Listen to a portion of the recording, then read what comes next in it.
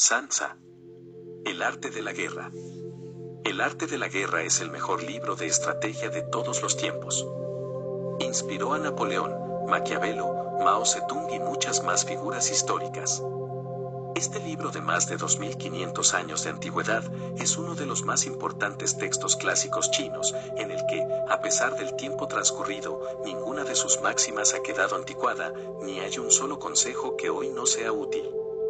Pero la obra del general Sansa no es únicamente un libro de práctica militar, sino un tratado que enseña la estrategia suprema de aplicar con sabiduría el conocimiento de la naturaleza humana en los momentos de confrontación.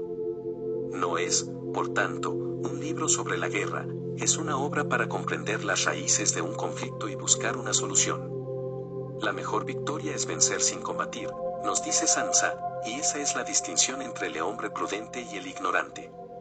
Capítulo 1. Sobre la evaluación. Sansa dice, la guerra es de vital importancia para el Estado, es el dominio de la vida o de la muerte, el camino hacia la supervivencia o la pérdida del imperio, es forzoso manejarla bien. No reflexionar seriamente sobre todo lo que le concierne es dar prueba de una culpable indiferencia en lo que respecta a la conservación o pérdida de lo que nos es más querido, y ello no debe ocurrir entre nosotros. Hay que valorarla en términos de 5 factores fundamentales y hacer comparaciones entre diversas condiciones de los bandos rivales, con vistas a determinar el resultado de la guerra. El primero de estos factores es la doctrina, el segundo, el tiempo, el tercero, el terreno, el cuarto, el mando, y el quinto, la disciplina. La doctrina significa aquello que hace que el pueblo esté en armonía con su gobernante, de modo que le siga donde sea, sin temer por sus vidas ni a correr cualquier peligro. El tiempo significa el yin y el yang, la noche y el día, el frío y el calor, días despejados o lluviosos, y el cambio de las estaciones. El terreno implica las distancias y hace referencia a donde es fácil o difícil desplazarse, y si es campo abierto o lugares estrechos, y esto influencia las posibilidades de supervivencia. El mando ha de tener como cualidades, sabiduría, sinceridad, benevolencia, coraje y disciplina. Por último, la disciplina ha de ser comprendida como la organización del ejército, las graduaciones y rangos entre los oficiales, la regulación de las rutas de suministros y la provisión de material militar al ejército. Estos 5 factores fundamentales han de ser conocidos por cada general. Aquel que los domina, vence, aquel que no, sale derrotado. Por lo tanto, al trazar los planes, han de compararse los siguientes 7 factores, valorando cada uno con el mayor cuidado. ¿Qué dirigente es más sabio y capaz? ¿Qué comandante posee el mayor talento? ¿Qué ejército obtiene ventajas de la naturaleza y el terreno? ¿En qué ejército se observan mejor las regulaciones y las instrucciones? ¿Qué tropas son más fuertes? ¿Qué ejército tiene oficiales y tropas mejor entrenadas? ¿Qué ejército administra recompensas y castigos de forma más justa? Mediante el estudio de estos 7 factores, seré capaz de adivinar cuál de los 2 bandos saldrá victorioso y cuál será derrotado. El general que siga mi consejo, es seguro que vencerá. Ese general ha de ser mantenido al mando. Aquel que ignore mi consejo, ciertamente será derrotado. Ese debe ser destituido. Tras prestar atención a mi consejo y planes, el general debe crear una situación que contribuya a su cumplimiento. Por situación quiero decir que debe tomar en consideración la situación del campo y actuar de acuerdo con lo que le es ventajoso. El arte de la guerra se basa en el engaño. Por lo tanto, cuando es capaz de atacar, ha de aparentar incapacidad, cuando las tropas se mueven, aparentar inactividad. Si está cerca del enemigo, ha de hacerle creer que está lejos, si está lejos, aparentar que se está cerca. Poner cebos para atraer al enemigo. Golpear al enemigo cuando está desordenado. Prepararse contra él cuando está seguro en todas partes. Evitarle durante un tiempo cuando es más fuerte. Si tu oponente tiene un temperamento colérico, intenta irritarle. Si es arrogante, trata de fomentar su egoísmo. Si las tropas enemigas se hallan bien preparadas tras una reorganización, intenta desordenarlas. Si están unidas, siembra la disensión entre sus filas. Ataca al enemigo cuando no está preparado y aparece cuando no te espera. Estas son las claves de la victoria para el estratega. Ahora, si las estimaciones realizadas antes de la batalla indican victoria, es porque los cálculos cuidadosamente realizados muestran que tus condiciones son más favorables que las condiciones del enemigo. Si indican derrota, es porque muestran que las condiciones favorables para la batalla son menores. Con una evaluación cuidadosa, uno puede vencer; sin ella, no puede. Muchas menos oportunidades de victoria tendrá aquel que no realiza cálculos en absoluto. Gracias a este método, se puede examinar la situación, y el resultado aparece claramente. Capítulo 2. Sobre la iniciación de las acciones. Una vez comenzada la batalla, aunque estés ganando, de continuar por mucho tiempo, desanimará a tus tropas y embotará tu espada. Si estás sitiando una ciudad, agotarás tus fuerzas. Si mantienes a tu ejército durante mucho tiempo en campaña, tus suministros se agotarán. Las armas son instrumentos de mala suerte; emplearlas por mucho tiempo producirá calamidades. Como se ha dicho, los que a hierro matan, a hierro mueren. Cuando tus tropas están desanimadas, tu espada embotada, agotadas tus fuerzas y tus suministros son escasos, hasta los tuyos se aprovecharán de tu debilidad para sublevarse. Entonces, aunque tengas consejeros sabios, al final no podrás hacer que las cosas salgan bien. Por esta causa, he oído hablar de operaciones militares que han sido torpes y repentinas, pero nunca he visto a ningún experto en el arte de la guerra que mantuviese la campaña por mucho tiempo. Nunca es beneficioso para un país dejar que una operación militar se prolongue por mucho tiempo. Como se dice comúnmente, sé rápido como el trueno que retumba antes de que hayas podido taparte los oídos, veloz como el relámpago que relumbra antes de haber podido pestañear. Por lo tanto, los que no son totalmente conscientes de la desventaja de servirse de las armas, no pueden ser totalmente conscientes de las ventajas de utilizarlas. Los que utilizan los medios militares con pericia no activan a sus tropas 2 veces, ni proporcionan alimentos en 3 ocasiones, con un mismo objetivo. Esto quiere decir que no se debe movilizar al pueblo más de una vez por campaña, y que inmediatamente después de alcanzar la victoria no se debe regresar al propio país para hacer una segunda movilización. Al principio esto significa proporcionar alimentos para las propias tropas, pero después se quitan los alimentos al enemigo. Si tomas los suministros de armas de tu propio país, pero quitas los alimentos al enemigo, puedes estar bien abastecido de armamento y de provisiones. Cuando un país se empobrece a causa de las operaciones militares, se debe al transporte de provisiones desde un lugar distante. Si las transportas desde un lugar distante, el pueblo se empobrecerá. Los que habitan cerca de donde está el ejército pueden vender sus cosechas a precios elevados, pero se acaba de este modo el bienestar de la mayoría de la población. Cuando se transportan las provisiones muy lejos, la gente se arruina a causa del alto costo. En los mercados cercanos al ejército, los precios de las mercancías se aumentan. Por lo tanto, las largas campañas militares constituyen una lacra para el país. Cuando se agotan los recursos, los impuestos se recaudan bajo presión. Cuando el poder y los recursos se han agotado, se arruina el propio país.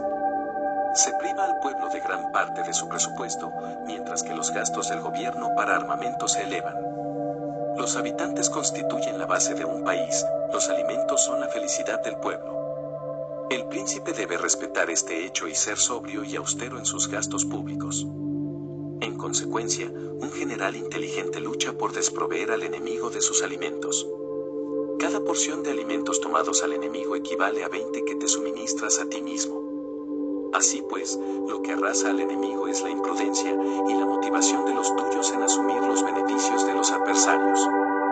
Cuando recompenses a tus hombres con los beneficios que ostentaban los adversarios, los harás luchar por propia iniciativa, y así podrás tomar el poder y la influencia que tenía el enemigo.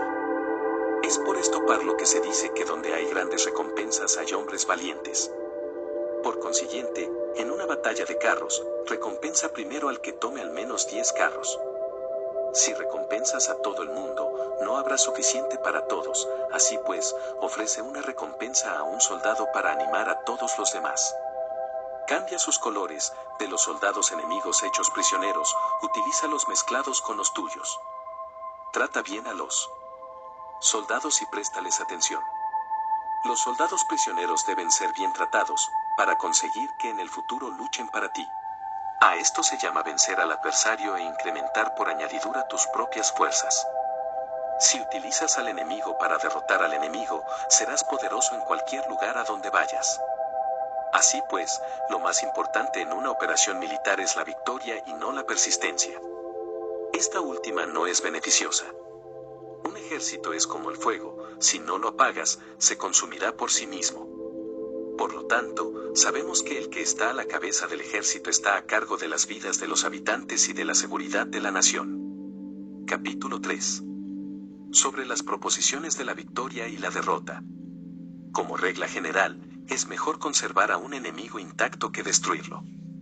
Capturar a sus soldados para conquistarlos y dominas a sus jefes. Un general decía: practica las artes marciales, calcula la fuerza de tus adversarios, haz que pierdan su ánimo y dirección, de manera que aunque el ejército enemigo esté intacto sea inservible. Esto es ganar sin violencia. Si destruyes al ejército enemigo y matas a sus generales, asaltas sus defensas disparando, reúnes a una muchedumbre y usurpas un territorio, todo esto es ganar por la fuerza. Por esto, los que ganan todas las batallas no son realmente profesionales, los que consiguen que se rindan impotentes los ejércitos ajenos sin luchar son los mejores maestros del arte de la guerra. Los guerreros superiores atacan mientras los enemigos están proyectando sus planes. Luego deshacen sus alianzas. Por eso, un gran emperador decía: el que lucha por la victoria frente a espadas desnudas no es un buen general. La peor táctica es atacar a una ciudad. Asediar, acorralar a una ciudad solo se lleva a cabo como último recurso. Emplea no menos de 3 meses en preparar tus artefactos y otros 3 para coordinar los recursos para tu asedio. Nunca se debe atacar por cólera y con prisas. Es aconsejable tomarse tiempo en la planificación y coordinación del plan. Por lo tanto, un verdadero maestro de las artes marciales vence a otras fuerzas enemigas sin batalla, conquista otras ciudades sin asediarlas y destruye a otros ejércitos sin emplear mucho tiempo. Un maestro experto en las artes marciales deshace los planes de los enemigos, estropea sus relaciones y alianzas, le corta los suministros o bloquea su camino, venciendo mediante estas tácticas sin necesidad de luchar. Es imprescindible luchar contra todas las facciones enemigas para obtener una victoria completa, de manera que su ejército no quede acuartelado y el beneficio sea total. Esta es la ley del asedio estratégico. La victoria completa se produce cuando el ejército no lucha, la ciudad no es asediada, la destrucción no se prolonga durante mucho tiempo, y en cada caso el enemigo es vencido por el empleo de la estrategia. Así pues, la regla de la utilización de la fuerza es la siguiente: si tus fuerzas son 10 veces superiores a las del adversario, rodéalo; si son 5 veces superiores, atácalo; si son 2 veces superiores, divídelo. Si tus fuerzas son iguales en número, lucha si te es posible. Si tus fuerzas son inferiores, mantente continuamente en guardia, pues el más pequeño fallo te acarrearía las peores consecuencias. Trata de mantenerte al abrigo y evita en lo posible un enfrentamiento abierto con él. La prudencia y la firmeza de un pequeño número de personas pueden llegar a cansar y a dominar incluso a numerosos ejércitos. Este consejo se aplica en los casos en que todos los factores son equivalentes. Si tus fuerzas están en orden mientras que las suyas están inmersas en el caos, si tú y tus fuerzas están con ánimo y ellos desmoralizados, entonces, aunque sean más numerosos, puedes entrar en batalla. Si tus soldados, tus fuerzas, tu estrategia y tu valor son menores que las de tu adversario, entonces debes retirarte y buscar una salida. En consecuencia, si el bando más pequeño es obstinado, cae prisionero del bando más grande. Esto quiere decir que si un pequeño ejército no hace una valoración adecuada de su poder y se atreve a enemistarse con una gran potencia, por mucho que su defensa sea firme, inevitablemente se convertirá en conquistado.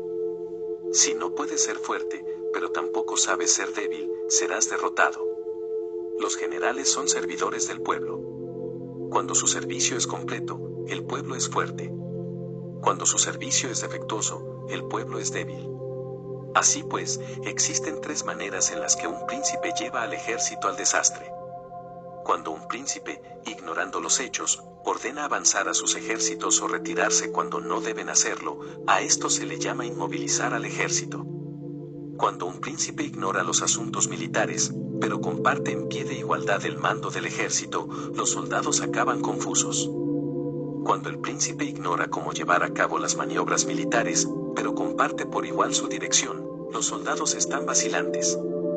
Una vez que los ejércitos están confusos y vacilantes, empiezan los problemas procedentes de los adversarios. A esto se le llama perder la victoria por trastornar el aspecto militar.